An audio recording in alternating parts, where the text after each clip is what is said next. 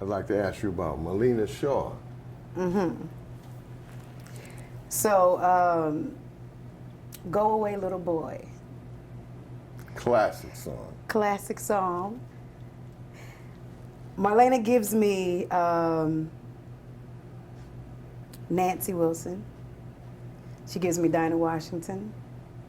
She gives me Betty Wright. She gives me all the leading ladies of soul. And it is a feeling that comes out of it that's organic. It's an individual, it's a unique and genuine sound, but that same thing that I talked about earlier with just a different bag. So not that she's imitating, but it still has it's those colors, those, reminiscent colors of different people and different artists. But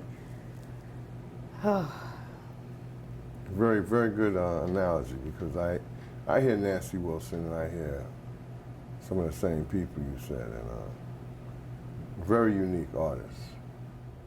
How do you feel about Randy Crawford?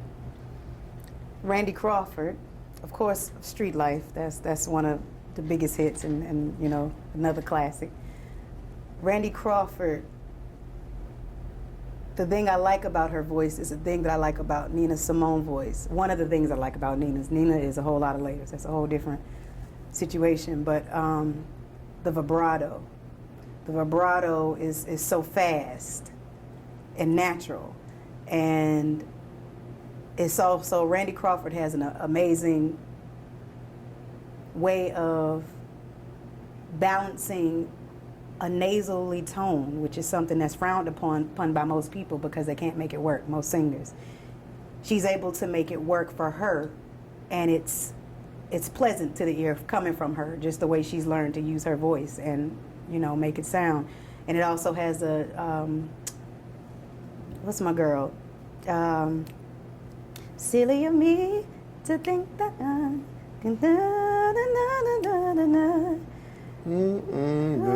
yes. You're talking about Denise Williams? Yeah. Is it Denise Williams? Yeah. Okay, I don't want to get this name wrong because that's one of the... Denise Williams. But she has that quality as well. The timbre reminds me kind of that, that instrument. And it's a unique sound. It's a unique instrument and a digger.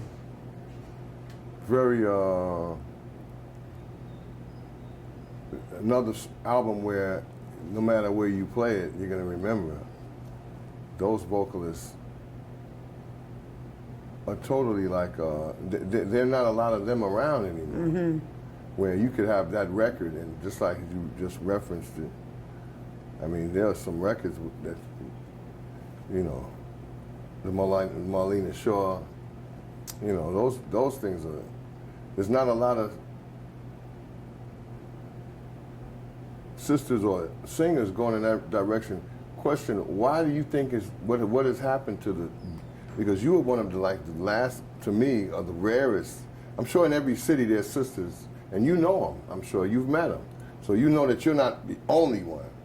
One thing about this music, and myself playing, you always run up on that, wow, you were doing a lot of, why you ain't in New York? Right. You could hang. But you in this little bucket town, and you work this gig every so what, and I know you got a couple of kids, or your husband don't want you to leave. So I'm just, what do you, have you met soul divas like yourself, and what has made it shift to where now that's almost becoming a dying breed? I don't want to say, because I know there's, just like they say jazz, there's always somebody in every little city. I know that. So I'm just curious, do you know why they're not continuing in the way you and the other soul divas or sisters singing in this style? What has happened to make it become a very unique art form now? You to see someone doing that style. To see someone doing any style right now as a vocalist, we're losing a lot because even in the school system, we're losing music. Right. We're losing school. We're losing music as an art form all around, and people don't know the business side of things. So they are smart to stay out of the business side of things if you're going to get out there and, for lack of a better word, get raped in the music industry.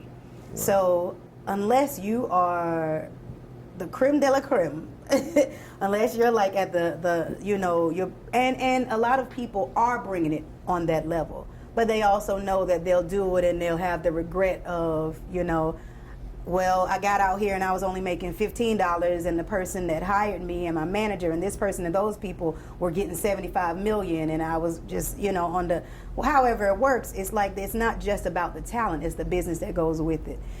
Now I think because of technology, we're in a day and age where you can be heard via YouTube, right. You know, whatever social media platforms are out there, Facebook, you know, whatever, wherever you can upload a video, you can do it. You can be heard without having to be, without having to leave your family and things that you've started, leave your life. You know, me personally, I'm from North Carolina.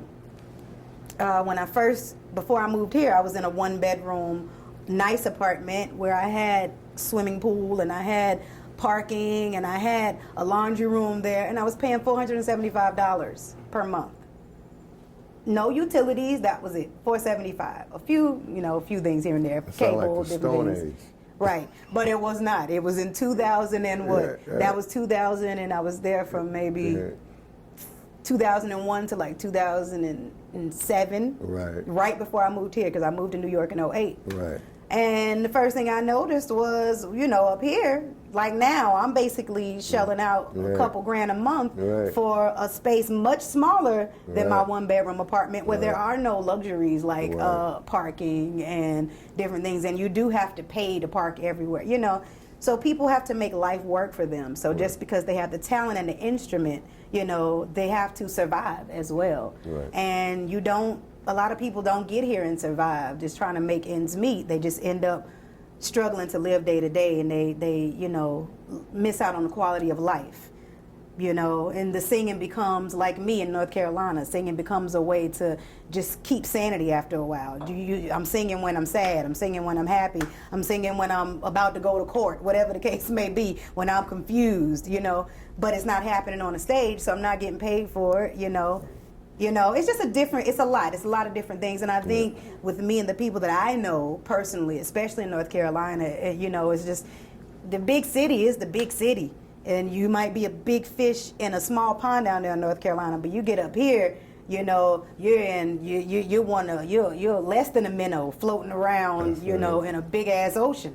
So it's a whole different, you know, whole different thing. So there's many factors to that.